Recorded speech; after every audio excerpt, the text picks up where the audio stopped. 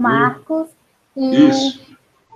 e o Deixa eu Iago. começar Professor, logo. eu acabei me antecedendo um pouquinho no trabalho e o tema que eu coloquei lá junto com o Iago, que é o meu parceiro, eu já acabei fazendo a minha parte. Diga-se de passagem, deu muito trabalho, mas eu consegui terminar, né, as minhas 2 planos de aula. A gente fez sobre esportes, né? Ficou bem feito, ficou no padrão que a senhora colocou lá. Eu segui os tópicos que a senhora colocou, só que a minha parte já está feita. Tudo bem. Aí a Ivna falou que não tinha problema não, né? Eu falei que ia conversar com ela, mas que vocês outra. não desconsiderassem o que vocês fizessem. Faz Não, outra, né? tranquilo. Aí foi Tranquilo. para mim. Não, peraí. Foi para mim. Vamos, porque duas duplas vão ficar com esporte. Então, eu tiro, uma já fica com vocês e a outra... Show de bola, professor. Aí, Lucas, então, o seu problema está resolvido. Tranquilo, vocês vão fazer. Já vou deixar vocês de fora. Ivna, coordena aí o sorteio, vai me dizer na primeira dupla que está aí, naquele papel, e você vai anotando. Gente, vamos começar a aula de hoje. Primeiramente, boa noite. Boa noite. Vamos respirar um professor. pouquinho. O dia hoje não foi fácil. O dia hoje foi dificílimo. Mas vai dar certo. O fim do semestre. Lucas, me tire só a dúvida. Você e a Victoria... Não, você ficou com esportes também, né? Porque você trocou com a Gabi, não foi? Pronto. Aí você e o... Não, professora, eu troquei com a Victoria. A Victoria, ela tinha pego esportes, Beleza. e aí agora ela tá com jogos e brincadeiras, e eu tô com esportes. Eu e o Iori. Pronto, perfeito. Ok, então tem a sua dupla com o esporte, que é de lá, mas não interfere aqui, porque o seu vai ser feito lá e vai servir para cá, tranquilo. Me diz aí... Gente, então a gente vai começar assim. Primeiro eu vou dar alguns informes, tá? Eu lancei hoje a primeira nota. Eu vou estar enviando para vocês por e-mail aquela ficha, porque eu não encontrei uma forma de colocar todas as fichas juntas aí no Siga. Ia dar muito trabalho, então eu vou enviar por e-mail, tá? A ficha com a nota parcial, com a média, que vocês também fizeram aquela ficha, então vocês vão estar recebendo por e-mail. Mas aí, como alguns já estavam querendo saber a nota, eu hoje à tarde postei as notas. Tem dois alunos que talvez estejam sem nota lá, ou 3, porque eu fiquei em dúvida. E aí eu quero que esses alunos me procurem para a gente ver a possibilidade de ver a questão dos trabalhos que ficaram pendentes e eu fiquei sem ter como colocar essas notas. Então, assim, a autoavaliação de vocês foi muito boa. Sim, Ivna, vai ser para todos, aí no grupo.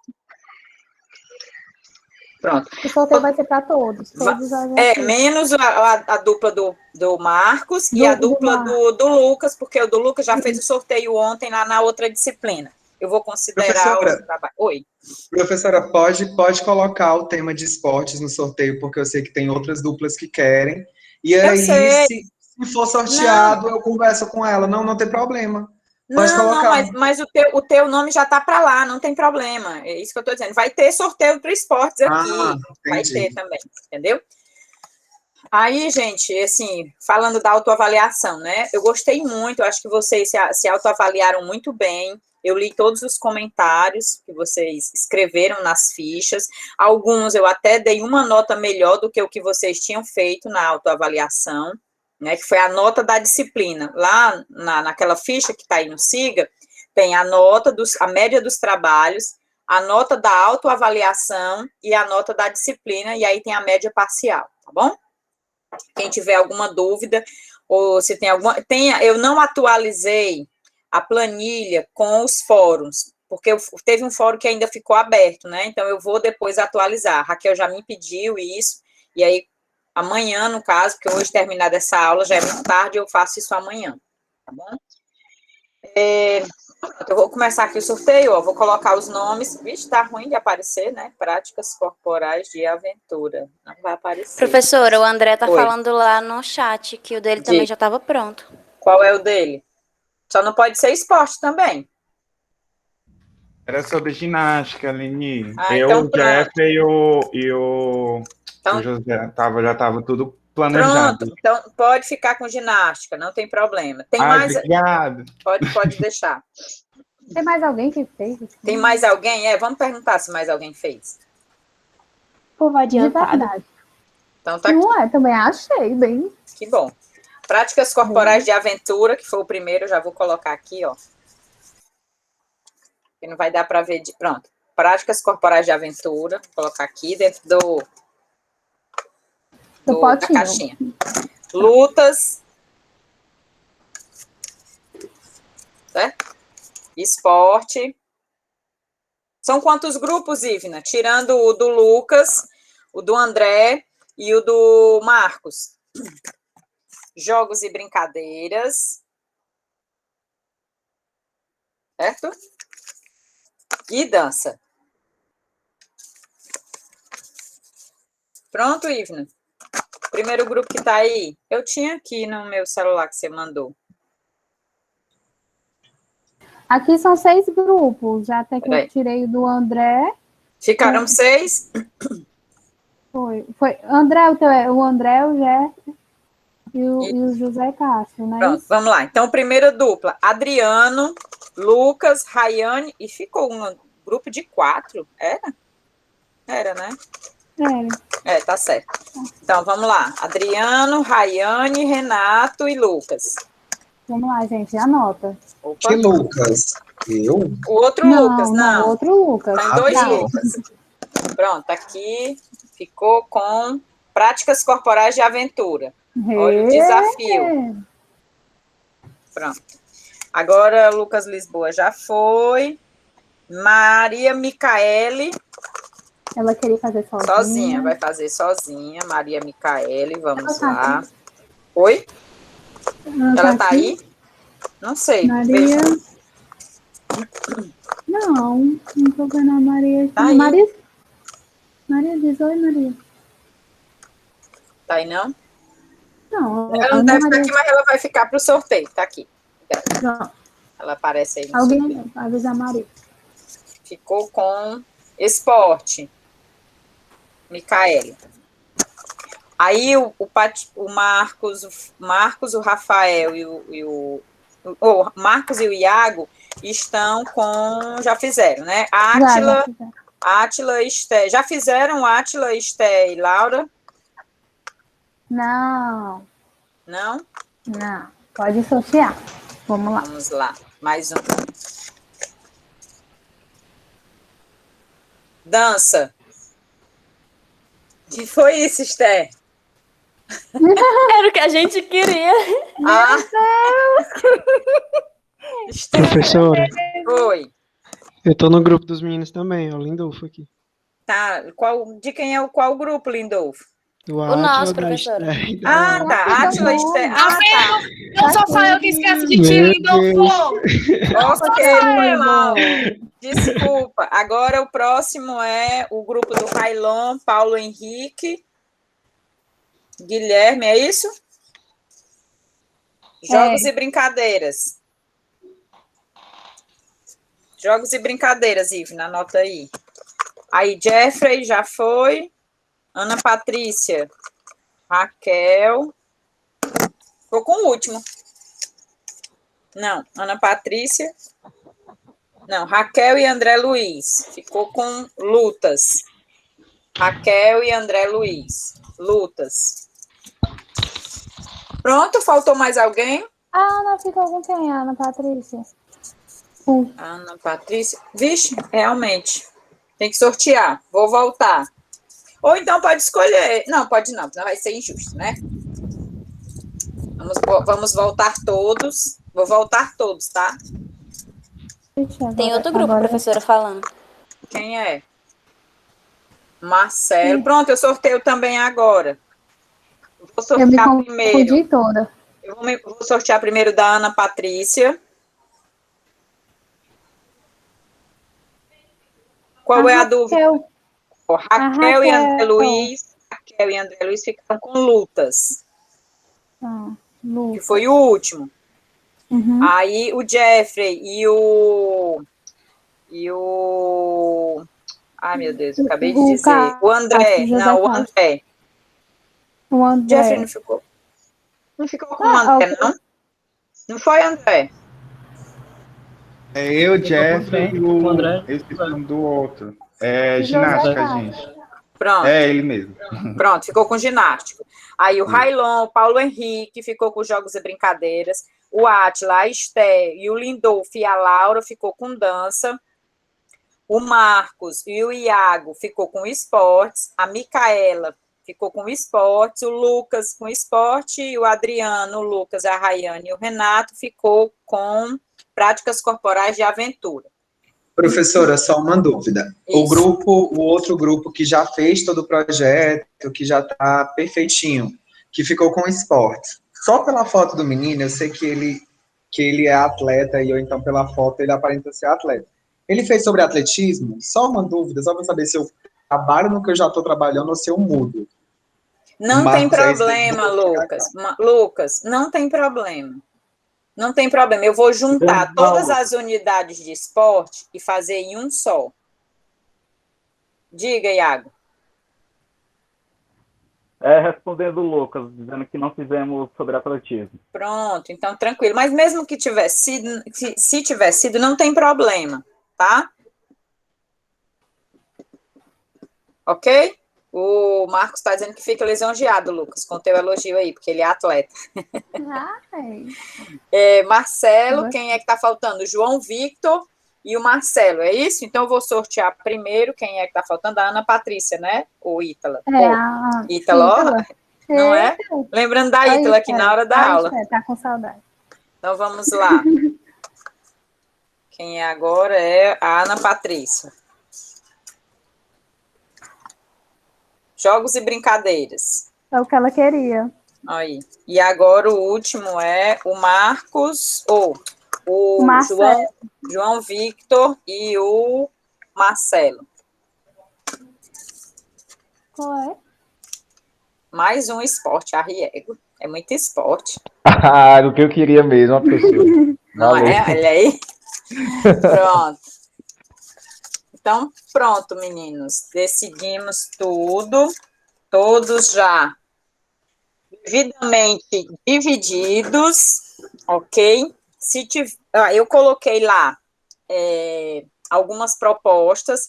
Eu coloquei no SIGA em um ícone separado, só o material dos trabalhos, para não confundir com as aulas, tá? Hoje à tarde eu fiz essa alteração, depois que a Esté me fez a pergunta lá. Professora, lá para ler tudo e tal. Eu separei, eu deixei um ícone só com o material do trabalho, e aí coloquei a aula de hoje, com o material da aula de hoje, e a aula da semana 12, que é sobre a última abordagem, né? Mas, na verdade, a gente vai ter a aula da semana que vem, é a seguinte, que é sobre a abordagem multicultural crítica ou a teoria pós-crítica na educação física, né? O Marcos Neira, ele muda muito o nome da própria abordagem. Fala em estudos culturais, são vários textos dele que abordam a proposta, que é a proposta da educação cultural, né? Vamos dizer assim. Tá bom? Então, hoje a gente vai dar continuidade à abordagem da crítico-emancipatória, e eu queria saber se vocês, aqui o Canva, se vocês têm alguma dúvida, lembrando que nós ainda vamos ter uma aula na qual nós vamos abordar como é que são as aulas em cada uma dessas abordagens, tá? Não se preocupe que nós vamos tratar disso. Mas eu queria saber quais são as dúvidas que ainda permanecem com relação à abordagem crítico-emancipatória. A partir da leitura, se vocês têm alguma dúvida. Deixa eu olhar aqui onde é que a gente parou. Helene, eu tenho. Pronto, Adriano. Sentindo falta de você. Você não perguntou nada na última aula, ficou tão caladinho. Os dias estão sendo meio difíceis, sabe? Para todo mundo, né? Tá bem difícil. Laura, tu tá discutindo com quem, Laura? A Laura falando sozinha. Eu tô falando por gestos, não era nem por sinal, não. É que não tá meio difícil, tá inteiro. Tá muito, não é só para vocês não, viu, gente? Hoje realmente, esses dias têm sido muito difíceis para todo mundo.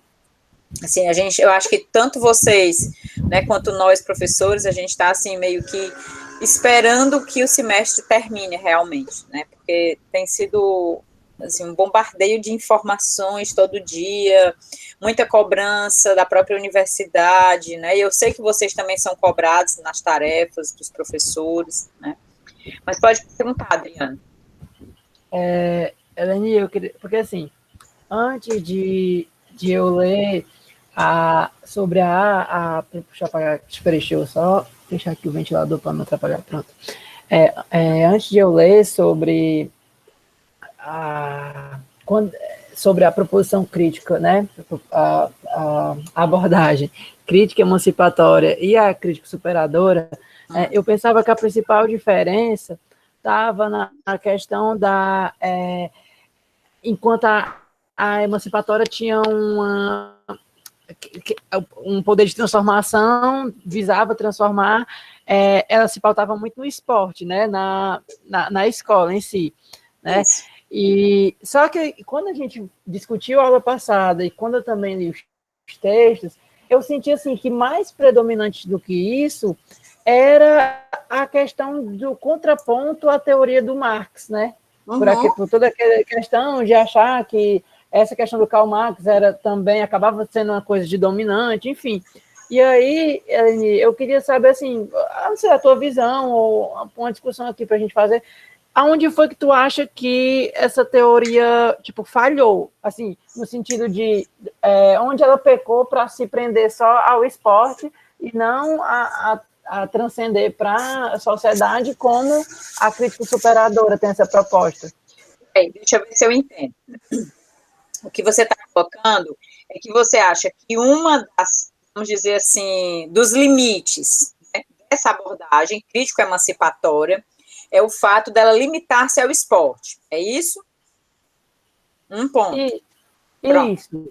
E aí o segundo ponto, em que momento você acha que, ao passo em que ela não visa a transformação da sociedade das aulas de educação física, por que é que essa abordagem ela não avança nesse sentido, não é isso? Deixa de lado esse aspecto e vai focar apenas na transformação, no caso, ele dá o exemplo do esporte. É essa a pergunta? Pronto, então vamos lá. Isso, porque assim, quando eu li, eu fiquei perguntando assim, cadê a questão, a característica forte do esporte? Porque eu vi que não era nem isso, era mais a contraposição a Karl Marx mesmo, pela proposição crítico-superadora, né? Que se fundamenta nele, em alguns aspectos dele. Então, eu queria que tu... Pronto, veja só. Quando o Heleno Kunz vai pensar a proposição da abordagem crítico-emancipatória, o foco dele é no esporte. Isso ele deixa claro, que ele tem o foco no esporte, porque ele entende que o esporte ele é um dos conteúdos assim, que tem maior predominância na área da educação física, e que, portanto, a partir da mudança desse conteúdo, ele entende que poderia ser pensado a mudança nos outros demais conteúdos, tendo em vista que a maior parte dos professores tem uma inserção maior nesse conteúdo nas aulas de educação física. Mas isso não quer dizer que a proposta dele seja exclusivamente para o esporte. Ele não fala isso. Ele traz uma obra na qual ele tenta mostrar, pelo viés do esporte, como é possível fazer uma transformação didático-pedagógica a tal ponto de transformar esse esporte padronizado, com regras, excludente, competitivo, em algo a ser tratado de forma pedagógica na escola, para que seja efetivado de modo mais colaborativo entre os alunos, privilegiando o próprio fazer dos alunos na sua inserção na prática do esporte, para que os alunos possam compreender, refletir, né, a partir da aprendizagem das regras, dos fundamentos, criticar esse esporte, transformar o esporte como algo a ser criticado, o esporte como algo a ser transformado, o esporte como algo a ser experimentado de diferentes formas, e isso independe dos padrões, né, de movimento que são impostos. Mas isso serve também para a ginástica, para a dança, para os jogos e brincadeiras. Se você for fazer uma leitura, né, do livro todo, o esporte, uma transformação, aliás, abordagem crítica emancipatória, né, uma transformação de esporte, em um capítulo em que ele aponta possibilidades de ensino dos outros conteúdos. E fala, por exemplo, como é que o jogo pode ser tratado na escola, partindo desde as práticas, né, que fazem parte do cotidiano dos alunos, e ampliando a concepção do jogo. Mesma coisa ele fala da dança, privilegiar também na escola outros tipos de dança, que não apenas as danças mais convencionais. Ele fala de como que deve ser esse tratamento. Ele vai falar da ginástica, fala do esporte. Então, ele aborda os outros conteúdos. Agora, a ênfase é na transformação didático-pedagógica do esporte. Isso não quer dizer que os professores possam explorar e propor outras possibilidades. O primeiro livro dele, ele fez todo um planejamento de uma unidade para o ensino da ginástica. Então, ele não trabalhou só com o esporte em si, mas ele também tentou trabalhar com outras práticas corporais, como a ginástica, por exemplo.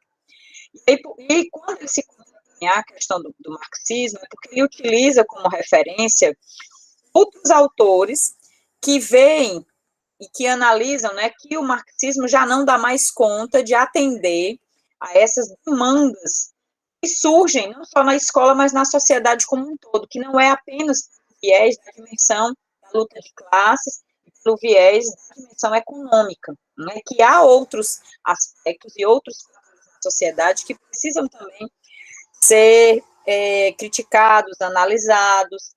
E aí uma outra questão principal é que ele faz uma crítica, a crítica superadora, a partir do próprio conceito de cultura corporal. Lembra que na aula passada, eu até falei, tinha até um dos slides que tinha cultura corporal, e aí o Átila lembrou bem que ele usa cultura de movimento, ele não usa cultura corporal, porque ele faz uma contraposição. No momento em que e ele fala isso no livro, no momento em que eu trato da cultura corporal, eu digo automaticamente que existe uma cultura intelectual e que, portanto, a gente estaria entrando novamente na separação entre mente e corpo, que é algo que deve ser discutido na educação física. Então, ele aborda essa questão. Professora. Oi. Desculpa incomodar. É porque eu acho que o fone tá batendo num cordão. Aí pronto, tá vou picotando. segurar. Pronto, perfeito, Esther. Deu para entender, Adriano? E aí, com relação à luta de classes, não é que ele não veja possibilidade de transformação. A principal diferença é que ele não entende que somente a disciplina de educação física, a educação como um todo, deve potencializar. Melhorou? Vixe, então acho que é o fone. É porque é o fone, acho que é o fone que tá com o problema, porque às vezes fica muito distante a tua voz, entendeu? Às vezes corta. Eu acho que é o fone mesmo. Mesmo eu segurando agora? Sim, tá continua, ainda tem essa oscilação. Vê a conexão do PC. Olha. Eu tirar. Consegue me ouvir? Sim, dá para ouvir, mas fala mais um pouquinho. Aí vai ficar com Consegue? Tá melhor agora? Sem o microfone, sem o fone? Sim, dá para ouvir. Dá sim. Mas ficou baixo ou tá bom? Tá bom. Pronto. E aí, ele prevê a transformação. O que ele não prevê é a transformação da sociedade via escola e via educação física. Não é que ele é contra a transformação. Ele só não entende que a transformação ela vai ser efetivada pelas aulas de educação física e pela escola, porque ele entende que a transformação ela precisa acontecer nos microespaços. Por exemplo, Na sala de aula, se houver essa transformação e se o aluno conseguir, a partir dali, levar essa reflexão para outros momentos fora da escola, que é o que ele vai estar associando isso à emancipação. São dois conceitos fundamentais que são utilizados, a reflexão crítica e a transformação. Se isso acontece para fora da escola, é exatamente o potencial que ele entende de que vai acontecer a transformação. Não a transformação imediata, como o coletivo de autores traz, de que a transformação, incutindo nos alunos e trazendo os conteúdos da aula voltados apenas para a discussão das lutas de classe, que os alunos compreendam a partir do esporte, da luta, da ginástica, do jogo, né, e que isso seja o tempo todo discutido com os alunos, ele acredita que não é isso que vai fazer o processo de transformação, entendeu? Ok? Ok, é porque quando eu fiz a leitura, eu fui procurando no texto, né, aquilo que eu já tinha ouvido só em aula, a questão do esporte e tal, porque foi algo que ficou bem marcante em mim, que ele só queria, que a transformação dele era por meio do esporte e tal. E aí, quando eu li o texto, o que me mais marcou não foi isso, foi a crítica a questão do posicionamento da outra proposição, a Karl Marx, né, e tudo mais. Isso, porque ele utiliza conceitos e fundamentos que são contrários, né, e que não eram mais defendidos pelo marxismo, que são os estudos culturais, que é o que vai ficar ainda mais forte, mais evidente, ou, aliás, de estudos culturais não, na escola de Frankfurt, né, vai ficar mais forte, mais evidente na abordagem multicultural crítica, que é a que a gente vai ver na próxima aula. Então, ainda a crítica à concepção marxista, ela vai ser ainda mais ampla, né? Então, não é só a abordagem crítico-emancipatória, né? A própria abordagem multicultural, ela também vai fazer uma crítica muito mais ampla à questão do marxismo, que está relacionado muito mais à questão também do poder, né? A abordagem marxista, ela entende que essa relação de poder entre patrão e proletariado é o que comanda, vamos dizer assim, todas as demais relações na sociedade. E o que os novos estudos da Escola de Frankfurt vão dizer é que não é somente essa relação de poder, existem outras relações de poder que também vão estar presentes, como, por exemplo, a questão da luta pelos negros, a questão da luta pelo LGBTQI+, então são pequenos núcleos que vão começar também a ter outras esferas de poder que vão se estabelecer nessas relações, e que somente a luta de classes não dá conta de responder a essas demandas que a sociedade, em processo de transformação, em processo de desenvolvimento, vem crescendo e vem adquirindo. Então, essa crítica que vai ser feita vai ser exatamente a essa leitura de sociedade que a concepção marxista traz, e que os novos estudos começam a se contrapor. Porque, por exemplo, para a concepção marxista, só vai haver transformação da sociedade com o esgotamento do capitalismo. E o que é que essas novas abordagens dizem? Que, na verdade, essa leitura do marxismo, ela fracassou porque até hoje a gente não conseguiu ver esse fim do capitalismo. A gente cada vez mais vê um capitalismo ainda mais em ascensão, entende? Então, por isso que surgem novas leituras, novas teorias para dar conta dessas novas demandas da sociedade. Certo, Adriano? Ficou mais claro? Ficou, Eleni. Então, quer dizer que ele acredita na ideia de que, por exemplo, tem que começar a ocupar a partir dos micro locais, as micro-organizações, para ir se expandindo. Então, no caso, ele não acredita que isso pode ocorrer pela educação física, mas que pode ocorrer pelo esporte que está dentro da educação física. É isso? Não é que somente a educação física, porque a educação física é muito mais ampla se a gente for fazer isso. Então, o que é que ele coloca? É como se fosse, ele está colocando como exemplo, né, vamos dizer assim, de forma mais marcante o esporte, porque isso está mais presente ainda dentro da escola.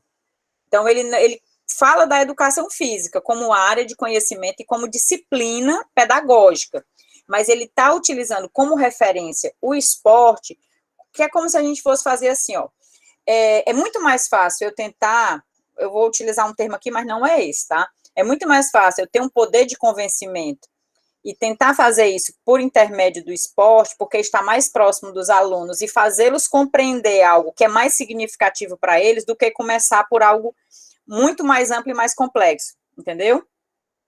É como se eu quisesse utilizar pequenos focos e pequenos pontos nos quais esses alunos e nos quais nós, né, passemos a entender e a compreender, e a partir dessa compreensão expandir para as outras esferas, entendeu?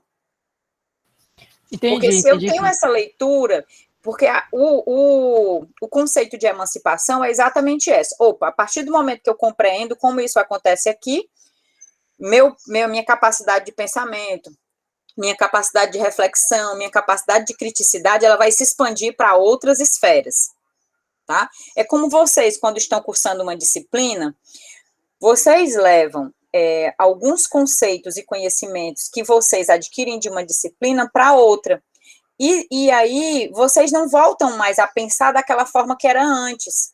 Vocês conseguem expandir o pensamento, conseguem expandir ter essa capacidade de reflexão, claro, aqueles que avançam, e aí vocês conseguem não mais ter, por exemplo, uma aproximação, vamos dizer assim, aqueles que querem, né,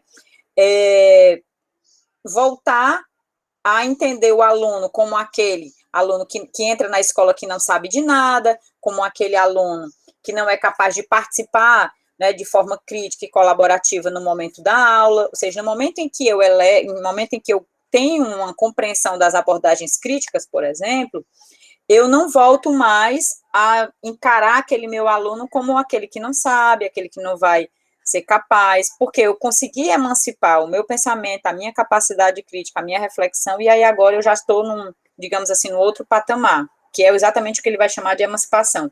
E isso vai se expandir para as outras esferas. Vai se expandir para o mundo dele, das relações fora da escola, nas práticas dele não convencionais, né, que ele vai realizar no momento de lazer, entendeu? Mas o viés de onde ele coloca é o esporte. Principalmente porque ele vai falar também, isso tem a ver com a própria trajetória. Cada um de nós aqui tem uma história de vida, né? Ele foi um ex-atleta, ele foi atleta de atletismo, então ele começou também a questionar o próprio local de onde ele vinha, as próprias condições nas quais o esporte era praticado. Então, para ele, foi muito mais fácil começar a pesquisar, todos nós, como pesquisadores, começamos a pesquisar algo que tem muito mais a ver com a nossa trajetória de vida, aquilo que é mais significativo. Quando a gente pede para que vocês no TCC pensem em algo para vocês pesquisarem, a gente pesquisa algo que é significativo para a gente. Então, no caso dele, foi escolher também o esporte, porque ele, né, foi ex-atleta e começou a questionar todos os vieses que ele via dentro da prática esportiva. Entendeu? Ok, agora? Ok, Eleni, entendi sim, viu? Obrigado. Nada. Mais alguma pergunta da abordagem crítica emancipatória? Eu queria mostrar um pouquinho, a gente falou, né, da estrutura da aula, pronto, não sei se a gente falou aqui, eu vou mostrar aqui, não, errei, peraí, errei. Cadê eu? Pronto, vou pegar aqui e vou apresentar. Só um minutinho. Essa mesmo.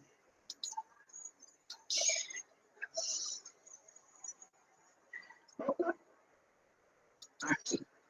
Estão vendo? Sim, dá para ver, só falta... Eu vou ampliar. Ampliar. Pronto. Deixa só ela começar aqui. Pronto? Ou não ainda? Pronto, tudo ok. Sendo aqui, ó, essas estratégias didáticas aqui é como está estruturada a aula, tá? Então, toda a aula, o professor tem esse primeiro momento que é pensar sobre o arranjo de material que ele vai usar, quais são os materiais. Em geral, é importante começar por materiais não convencionais, e a partir do arranjo de material, ele vai propor o momento da experimentação. Então, esse momento da experimentação educação, se a gente for analisar, ele está presente em quase todas as abordagens de ensino, mas com uma proposição diferente. No caso da abordagem crítica emancipatória, como ele trabalha com a cultura de movimento e ele entende a dimensão da subjetividade como algo importante no momento da aula, essa explicação é importante para que o aluno se perceba como cada um desenvolve e realiza os movimentos. Não existe um movimento padronizado nesse momento da experimentação.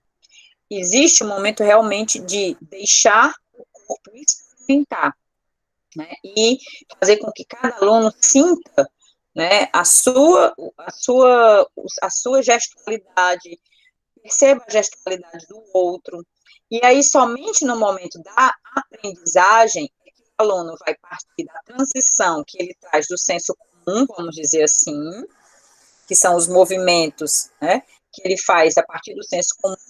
No momento da aprendizagem, o professor ele vai propor pequenos ajustes. É como se, por exemplo, eu fosse fazer um passe de peito no basquete, ele tem que sair mais ou menos na altura do peito, tá?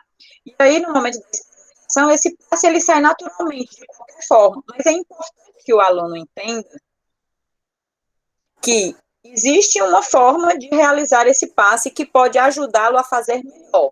Então, esse momento da aprendizagem, ele não nega que o aluno tenha que aprender como se realiza.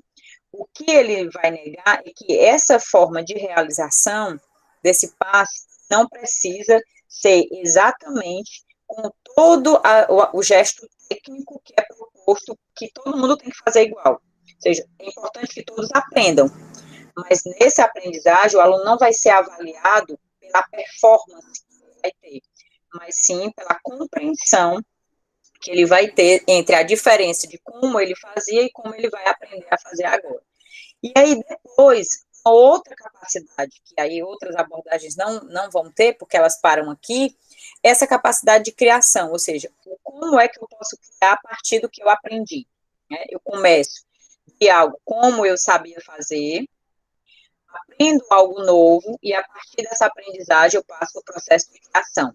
É como se a gente fosse falar aqui, quem assiste os jogos, por exemplo, de basquete da NBA, o quanto de criação a gente tem nas partidas, né, porque os atletas são extremamente, vamos dizer assim, eles treinam muito, né, mas tem muito ali do potencial de criação de cada um, que não é apenas a questão da técnica em si, mas é muito também da capacidade de criação de cada um dos atletas.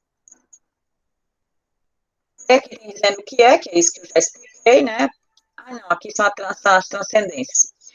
Que tem a ver as transcendências de limites pela experimentação, que é os momentos da aula, né? Pela experimentação, que aí cada aluno vai manipular diferentes formas de jogar, de experienciar efetivamente.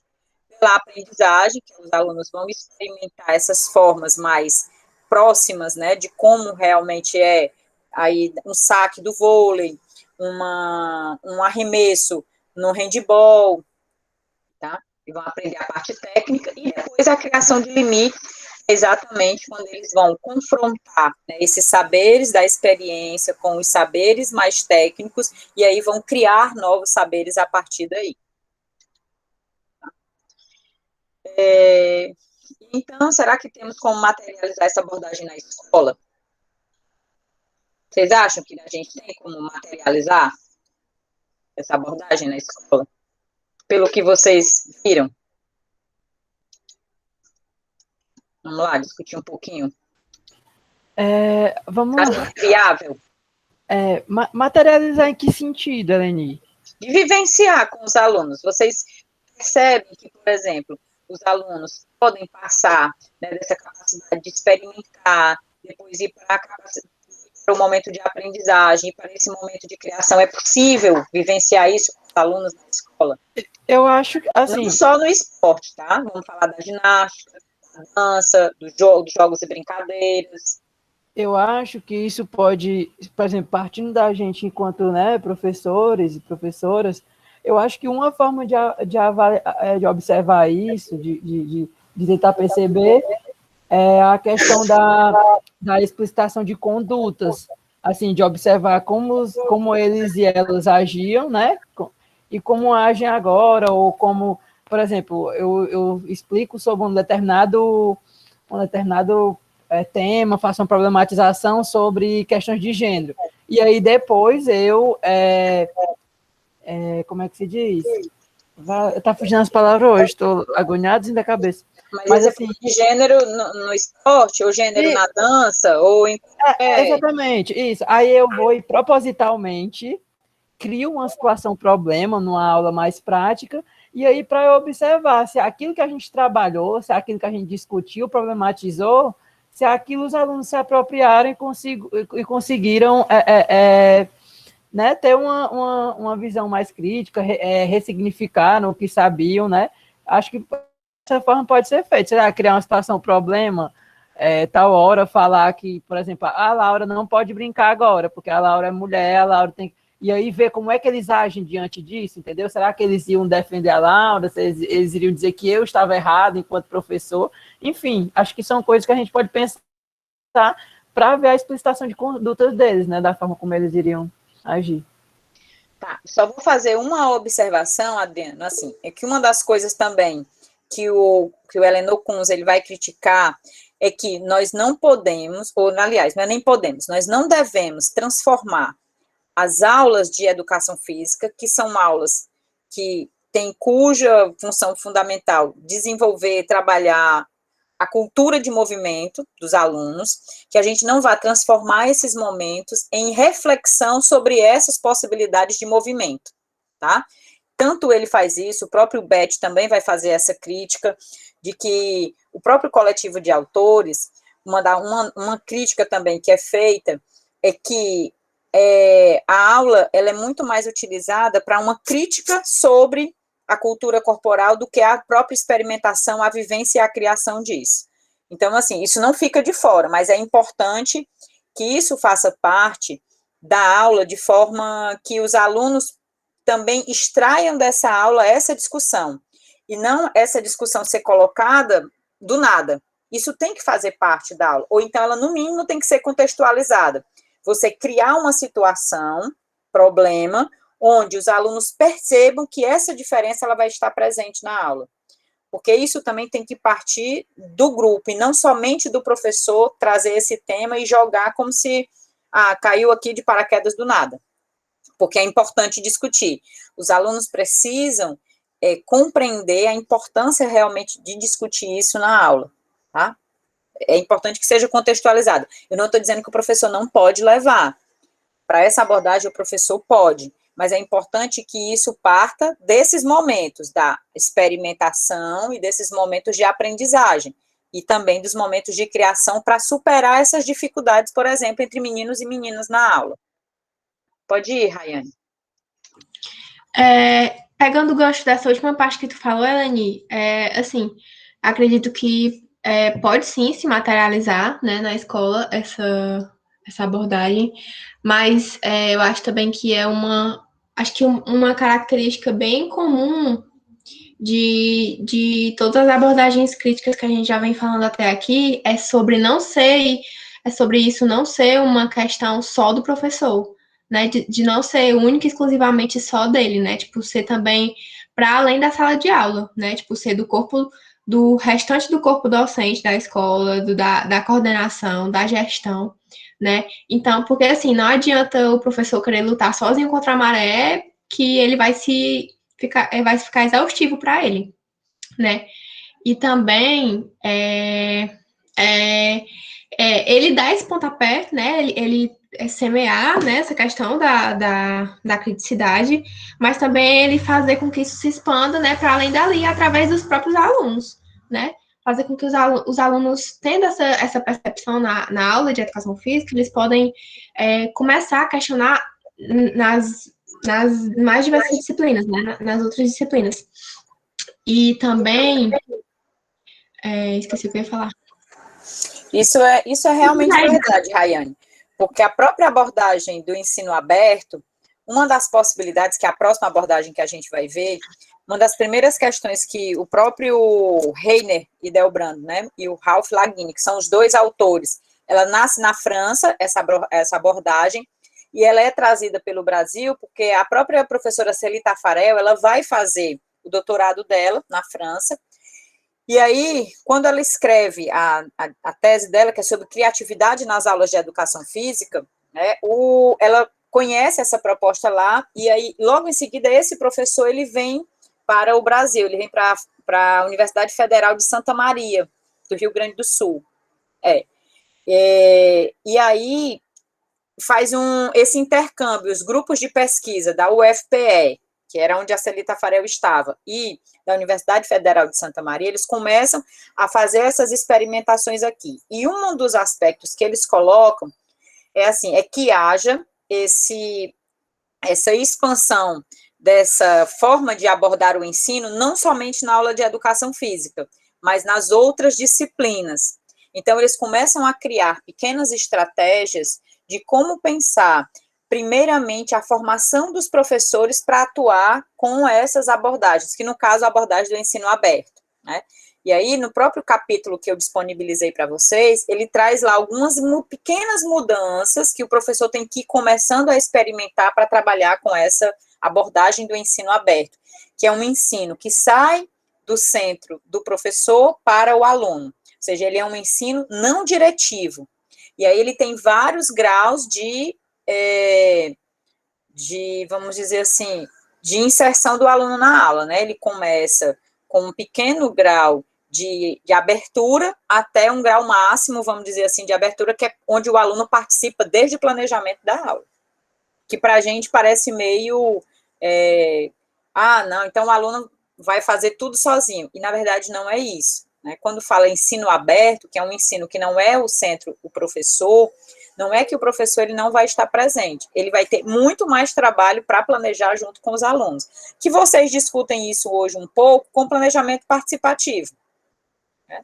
É mais ou menos iniciar a partir do planejamento participativo com os alunos participando desde o momento de elaboração dos conteúdos que vão ser desenvolvidos na disciplina, e da importância que esses conteúdos carregam para os alunos e para a escola e para a comunidade. Ou seja, o aluno ele começa a compreender as relações entre a escola e a comunidade e a sociedade. É o que a gente aprende também, quando a gente vai estudar história, por exemplo, a gente começa primeiro a estudar história do Ceará, aí a história do Brasil, a história do mundo, né? Então, que aí acaba se centrando um pouco na história europeia também, né? Mas essa é outra coisa. E, assim, né, agora a gente na RP, os meninos e meninas que estão aqui também podem falar, que se a gente for esperar, né, tipo, for depender totalmente da resposta dos alunos ou da interação deles, né, a gente não consegue ir para frente. Assim, não consegue ir para frente, o que eu digo tipo de só depender disso, entendeu? Porque a gente tem Como assim? Não entendi, não. É porque eles demoram a começar a interagir, eles estão assim tão fechadinhos. Mas é que a educação que eles vivem não é uma educação que favorece isso. Então, para que haja essa transformação, o professor também tem que propor estratégias que vão fazer que façam com que esse aluno ele perceba também as possibilidades que ele tem de interação, de comunicação, de relação. Então, não vai ser de um momento para o outro. O nosso papel, ele é fundamental para que essa mudança ela seja possível. Por quê? Porque na língua portuguesa, na matemática, na história, na geografia, ele é um aluno o tempo todo que está ali para assistir. Sim. E aí ele cai na aula de educação física e põe para participar, ele não consegue sair de uma instância para outra e de forma imediata.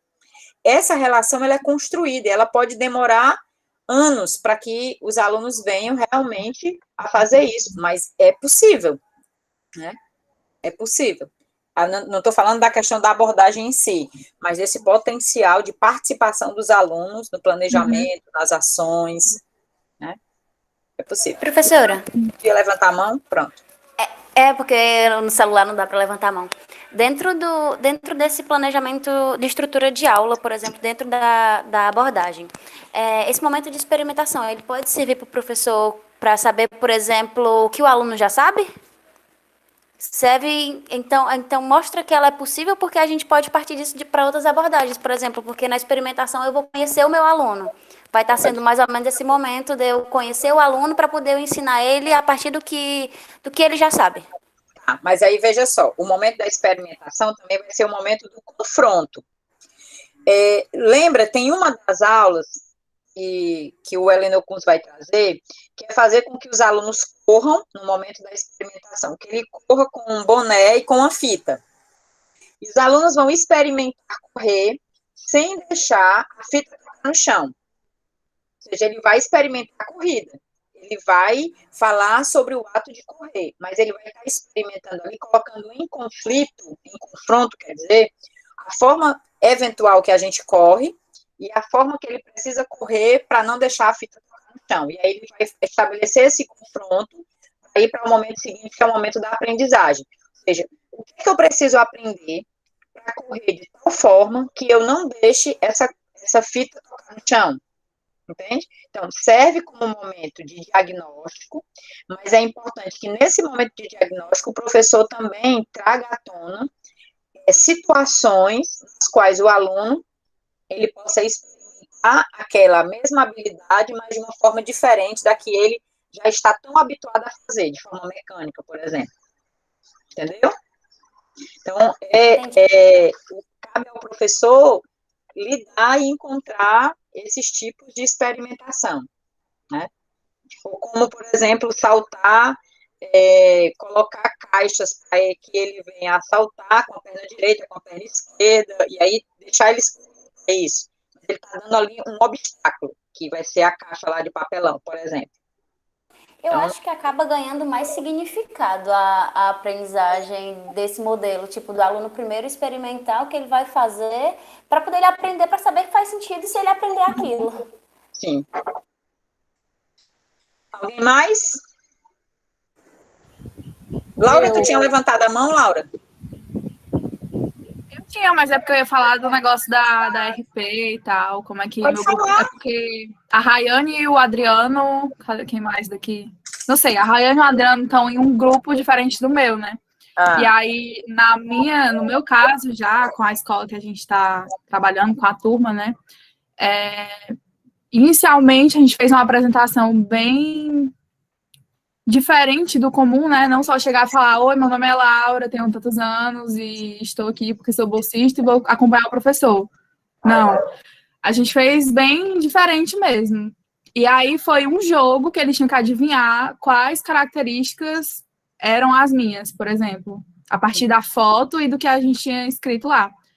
E aí já foi uma quebra de gelo, né? Porque são pessoas desconhecidas, mas que estão interagindo de uma forma diferente do comum. E aí, quando a gente partiu para o planejamento participativo, né, que a gente fez com as turmas, eles já estavam bem, assim, disponíveis, abertos para o diálogo e falar o que eles realmente queriam aprender. Eu tenho interesse em aprender isso. Alguns até pontuaram que queria aprender primeiros socorros porque a mãe passava mal em casa e não sabia de que forma poderia ajudar a mãe caso ela precisasse. Ou uma aluna pontuou também que queria aprender sobre exercício físico em casa, porque antes da pandemia ela era gorda, e aí ela conseguiu emagrecer antes da pandemia. Ela era gorda, ela conseguiu emagrecer, aí várias pessoas se aproximaram dela por questão de amizade e tal. E aí, com a pandemia e tal, ela voltou a engordar, e quando as pessoas que eram amigas dela, né, encontravam com ela, ficavam estranhando, fazendo comentários, né, sobre a aparência dela, e aquilo tinha mexido bastante. Então, assim, foram formas que a gente trabalhou, né, de conversar sobre alguns pontos que fizeram com que eles tivessem essa liberdade, se sentissem confortáveis de chegar até a gente falar, olha, eu quero aprender sobre isso, por causa disso, da minha vida, não porque, eu vejo o esporte assim, desse jeito, e eu quero aprender porque eu acho legal. Eles conseguiram fazer um link de, eu quero aprender esporte, eu quero aprender a ginástica, eu quero aprender uma luta, porque eu vi isso na minha vida, e a partir disso eu queria entender mais.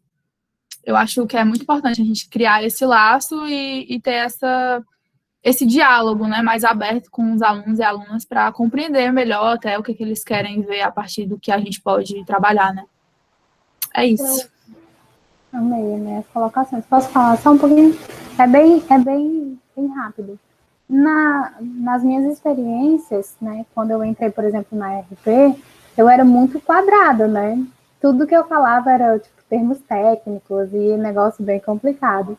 E depois desses processos de realmente entender que eles são meninas e meninas como eu era, que na época que eu estudava, eu ficava meio perdida e tal. Então, quando a gente começa a tratar com a linguagem deles, é muito mais acessível, sabe? É tipo, falar também algumas gírias, entender o que eles estão falando, conversar de igual para igual, de verdade. Então, eu acho que eu fui convidada, inclusive, para falar com alguns alunos durante a quarentena, né, nesse formato remoto, para falar sobre o Mambol, que até o Átila e o Jeffrey falou, né, que também assistiram às aulas, e que, através dessas aulas remotas, a gente tentou trazer essa linguagem deles, que eu conheço, né, ao redor, normalmente a gente pesquisa, né, onde é que eles estão, quem era, né, esses meninos e meninas, e no final a gente fez um jogo, tipo um quiz mesmo, para saber o que eles tinham entendido das aulas, e as notas eram sobre as gírias dele mesmo. Então, se ele tivesse acertado muito, aí pode crer, tô nem vendo. Então, são gírias que eles entendem. Então, essa linguagem foi bem acessível e eles participaram. E eu fiquei muito feliz que mesmo nesse formato remoto, que é câmera desligada, é áudio desligado, eles e elas conseguiram falar, não, eu consegui, a nota pode crer, tô nem vendo. Mas assim, entendeu? Foi bem interessante a gente conseguir ter essa ligação de acessibilidade mesmo, da gente poder participar do mesmo mundo. Falei demais. Não, foi ótimo exemplo, Ivna, foi muito bom. A ideia é realmente essa. Acho que o Jeffrey escreveu algo assim, muito importante aí. Sempre dali, ele colocou assim, ó. Cadê? Jeffrey. Esse foi antes. Aqui, Eleni, estava só comentando enquanto a Laura estava falando, mas eu posso falar aqui. Fala que é melhor. Pronto, o que eu estava falando é que eu tenho trabalhado recentemente como estagiário de educação física em uma escola aqui de Fortaleza, certo? E aí o que acontece é que, como agora a gente está em ensino remoto, o que eu faço como estagiário acaba sendo um apoio à professora dentro de sala-aula, certo? E aí eu fico controlando a sala, a plataforma, né, várias coisas nesse sentido. E por mais que eu não tenha um contato direto com a área da educação física, eu tenho contato com as crianças, com a escola, enfim, né? Então, acaba pegando muita coisa importante. Aí o que eu estava falando era justamente a nossa relação com as crianças, mas não de professor-aluno, e sim de pessoa para pessoa. Acredito que muitas vezes a gente acabe colocando essa relação como uma relação como se fosse algo à parte, como se a gente criasse um personagem professor e eles personagem alunos, né? O que não necessariamente é o caso. Você pode simplesmente ser você com aquelas crianças, mas ser você como professor e ser você como você mesmo, como a gente está conversando aqui, como eu tenho amizade aqui com o pessoal e tudo mais, conversar com essas crianças também. E a partir disso, essas crianças, elas têm a segurança menos com Átila isso, e tem um conforto e uma segurança maior para conversar com a gente, né, a respeito de tudo. Inclusive, quando a gente vai para a aula, essas crianças participam, então, da aula também, né? Por exemplo, algumas crianças, às vezes, acontecem aqueles problemas remotos e a professora cai, por exemplo, e quem fica com a turma sou eu, né? Aí a turma está comigo e eu meio que tenho que tomar conta dessa turma enquanto resolvo outras coisas técnicas, né, da professora. E aí, exato. Mas aí o que acontece é que fica bom, dá para organizar, todo mundo tem espaço para falar, todo mundo quer falar, participa da aula efetivamente. No caso, eu fico no 4º ano, né, Fundamental 1. Então, é uma relação interessante que eu tenho descoberto aqui, né? Com essa experiência mais prática, nessa relação de pessoa para pessoa, e que traz um retorno, inclusive, para a aula, né, de educação física. É isso. O Jeffrey, e é escola pública ou particular? É privada, essa é privada. Isso. Gente, assim, ó, isso não vai acontecer de um momento para o outro. É uma construção, é algo demorado, né? Eu lembro que quando eu comecei a dar aula em 99, assim, eu tinha um outro estilo de aula bem diferente do que se desenvolve hoje. E eu não imaginava essa participação, o envolvimento dos alunos. E olha que a gente está no ensino remoto aqui, né? Mas as estratégias que a gente usa em sala de aula, elas podem sim mobilizar os alunos de tal modo que eles se consigam ver como principais autores mesmo no momento de construção da aula. Isso é algo que, assim, eu tenho tido experiências muito bacanas com alunos, por exemplo, no laboratório didático, em que os alunos, assim, eles trazem ideias fantásticas para os momentos da aula, né, em que eles conseguem se ver realmente assim, poxa, como a nossa turma construiu, e não foi só a professora, né, a gente termina um laboratório didático, por exemplo, como a gente teve, em que eu aprendi muitas coisas que sozinha, se eu tivesse levado para a disciplina, não teria sido possível. Então, nesses pequenos trabalhos em grupos, nos momentos de pesquisa que a gente faz, então os nossos alunos, eles precisam também ser estimulados a fazer isso, trazer uma problematização, começar a aula, sabe, trazer sabe, eu lembro de uma aula da disciplina de Paulo Freire, em que a gente trouxe várias situações, dilemas do cotidiano, e os grupos foram discutir esses dilemas, né? Imagina que você chega, você está no bar com os amigos, você tem 2 amigos negros, e aí as pessoas começam a olhar diferente para a sua mesa, porque o ambiente era só de branco. E aí, como é que vocês lidam com essa situação? O que é que a gente faz? Então, a gente fez uma aula, a gente experimentou uma aula, como se tivéssemos todos num bar, e aí cada mesa recebeu um problema.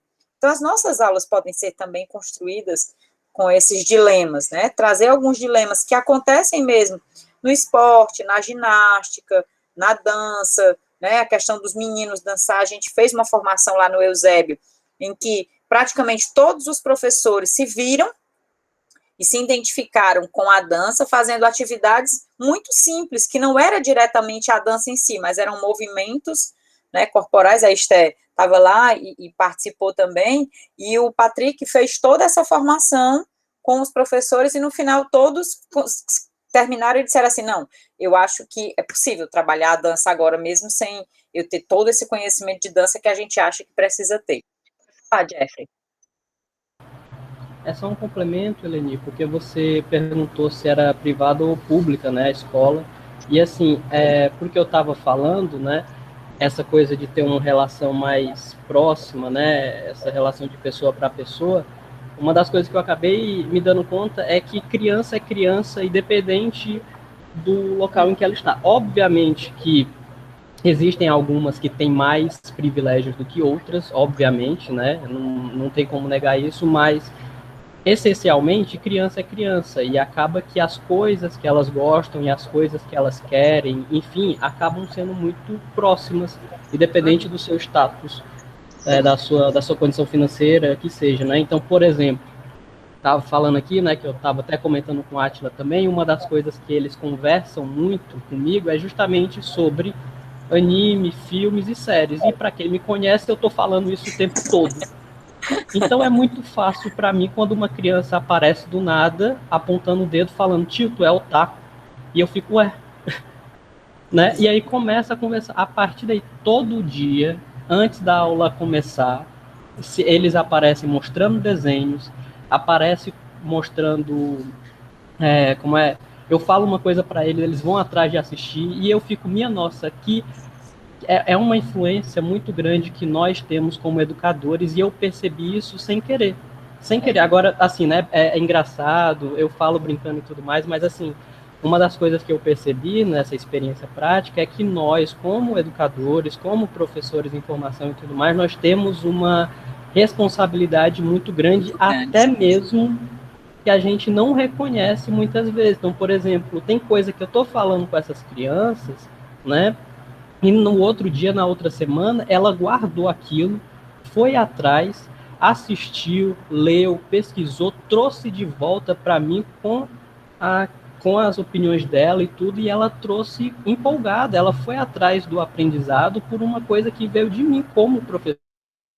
Então, isso é um exemplo, obviamente, é porque onde eu fico, infelizmente, não tem como atuar diretamente com a área de educação física. É difícil, né, para eu atuar diretamente assim, mas, de maneira geral, existe outras propostas de intervenções e que, principalmente, tem servido de muito aprendizado para mim, né, na minha formação enquanto pessoa e profissional da área também, né, professor em formação. Né? Então, você perguntou isso, era só um complemento realmente, né, porque criança é criança, né, então tem muita coisa que dá para pegar daí. Não, eu perguntei porque você falou da questão do ensino remoto. E aí, quando você falou da questão das estratégias, né, e do ambiente, que aí eu fiquei curiosa para saber se era a escola pública por isso, se estava já nesse nível também, nesse sentido. Ivna? É só para comentar um pouquinho sobre isso que o Jeffer falou, né? Durante a RP, né, meu TCC foi feito lá. Uma dica para quem está na RP. Sim. E aí nós fizemos aulas de corporeidade, né, no início do ano. E no final do ano, a gente voltou para saber o que eles tinham aprendido. E foi numa entrevista mesmo, sabe, gente? E ficou muita coisa para eles e elas, né? Mas o que marcou, né, nessa relação de professor-aluno, que eles falaram muito sobre isso. Que o que também marcou não foi só o conteúdo, foi a relação, foi o olhar, foi a conversa, a escuta, de como eles conseguiram se enxergar a partir daquelas aulas que os professores estavam falando, você é importante e você pode aprender isso e pode aprender muito mais. E nessa relação mais próxima, né, o Bruno, ele fazia o quê no intervalo? Ele estava jogando Yu-Gi-Oh! Com os meninos. Tipo, ele saía, né, da sala dos professores e quando eu ia procurar, ele estava jogando Yu-Gi-Oh! E no final do ano, o menino falou, o que eu mais gostei foi jogar Yu-Gi-Oh! Com o tio Bruno. Então, é muito interessante o quanto essas coisas vão indo. Então, eu tenho, por exemplo, uma estudante que antes ela estava muito mal, né? Até assim, né? Em situações de se cortar, de se sentir mal. E aí a gente foi conversando, eu fui tentando falar com ela, explicar e tudo. E até hoje, gente, depois assim de quase 2 anos, e até hoje ela tem o meu WhatsApp, né? Eu sinto tanta falta de você, eu gosto tanto, você me ajudou tanto, hoje eu tô bem.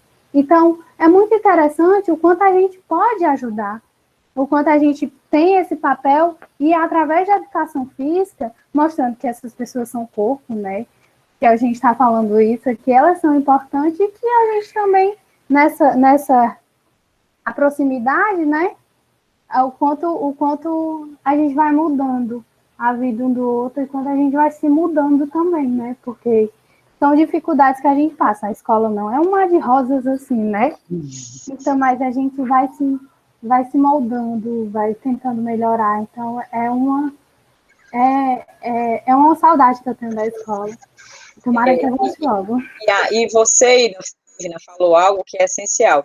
Fazer com que o aluno não se sinta aluno, mas pessoa. Gente, eu acho que o Jeffrey também falou isso. São poucas os professores e poucas as abordagens que pensam nessa dimensão do aluno como pessoa capaz de ousar, transformar, aprender coisas diferentes, porque na escola, infelizmente, o aluno ainda é visto como sabe e que está ali para aprender. E, na verdade, ele também está ali para aprender e ensinar. Nesse momento de aprendizagem, ele também ensina. E no momento de ensinar, ele também está aprendendo junto. Que aí é mais ou menos o que o Paulo Freire vai falar para a construção do ser mais. Ser mais é exatamente isso. É você estar nesse processo de crescimento, de evolução, de sair, de se reconhecer como ser em processo de transformação, né? E com capacidade de evoluir, de ser mais. Mas isso você precisa do papel essencial do professor, que somente as abordagens críticas podem proporcionar. As abordagens tradicionais, dificilmente, elas vão reconhecer o aluno com esse potencial de transformação, né? Então, acho que uma das grandes discussões dessa aula de hoje serviu para comprovar o que vocês trazem com relação a essa diferença entre as abordagens mais tradicionais e as abordagens críticas, tá? Eu vou dar a palavra para o Iago, aí depois a gente vai finalizando, tá, Iago? Tá certo, serei bem breve mesmo. Com relação a isso que foi falado pela Ivna, pelo Jeffrey, pela Laura, pela Rayane e pela senhora também, nós sermos, assim, estarmos nos formando para vermos as pessoas, vermos os alunos mais como pessoas, como o Jeffrey mesmo falou. Não ter essa relação professor-aluno no comentário dele, somente essa relação, mas também uma relação pessoa-pessoa, talvez uma amizade naquele momento, no intervalo, talvez, trocar uma ideia, fazer uma brincadeira, como foi tratado pela Ivna, foi tratado pela Laura. E é muito interessante que a gente veja isso com criatividade, que veja isso com sentimentos, com as emoções, com um pensamento bem mais aberto para que o dia a dia, tanto nosso quanto deles, não fique tão robótico, pois muitas vezes essa robotização que nos foi dada em décadas, em séculos, na verdade, é que muitas vezes faz com que sintamos que estamos muito abatidos. Nós não nos sentimos bem conosco, pois essa relação fica bem, como posso dizer, assim, bem desagradável. Então, a gente tem que aprender a ser agradável conosco e visar isso para o próximo. E esse próximo também é o nosso aluno, pois nós também já fomos alunos um dia e somos hoje.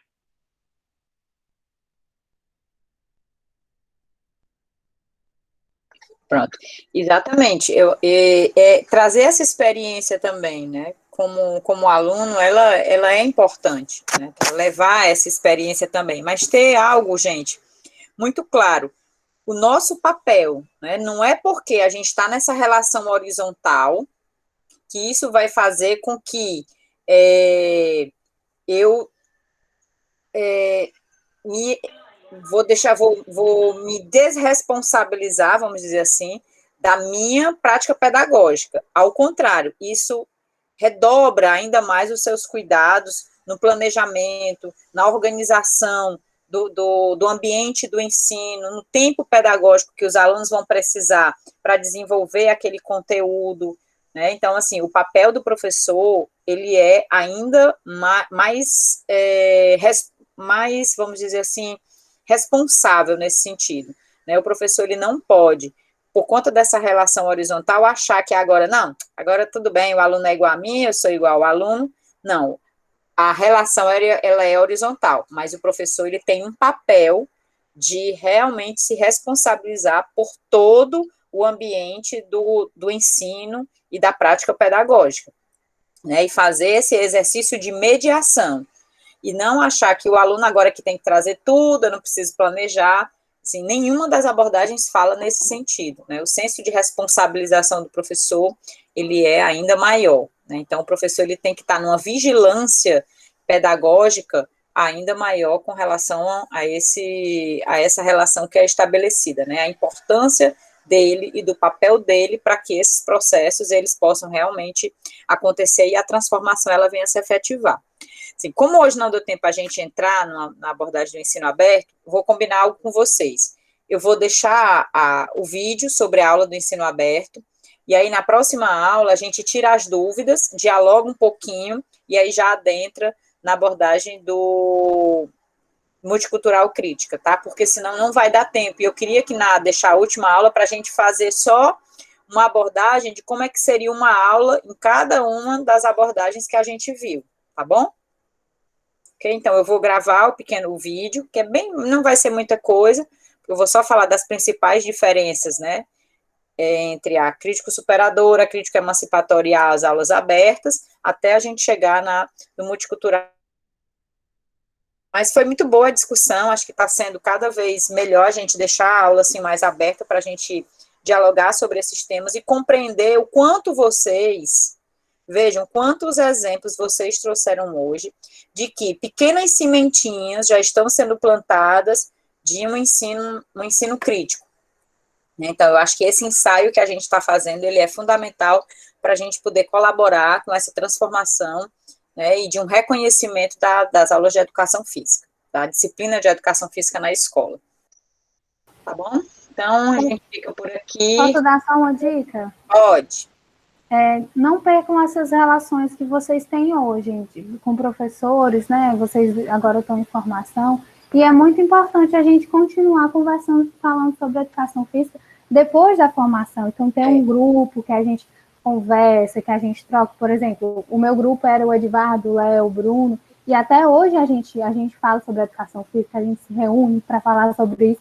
Parece assim, mas assim, é muito importante que a gente continue olhando para o nosso trabalho e valorizando isso, e ter ao redor pessoas que valorizam esse trabalho, entendeu? Então não percam, continuem sendo amigos e críticos da educação. Procurar também, Ive, nos grupos de pesquisa, né? A gente tem vários grupos de pesquisa, tem os grupos de formação continuada, tem os projetos, tá? A gente vai se encontrando por aí. Pois então, pronto, gente, ficamos por aqui, até a próxima aula, se cuidem, né? Continuem cuidando daqueles que estão perto de vocês também, e a gente se encontra. Qualquer dúvida do trabalho, pergunta para mim ou para a Ivna, tá bom? Tchau, tchau, até a próxima aula. Eu vou parar a gravação aqui. Tchau. Ela olha mais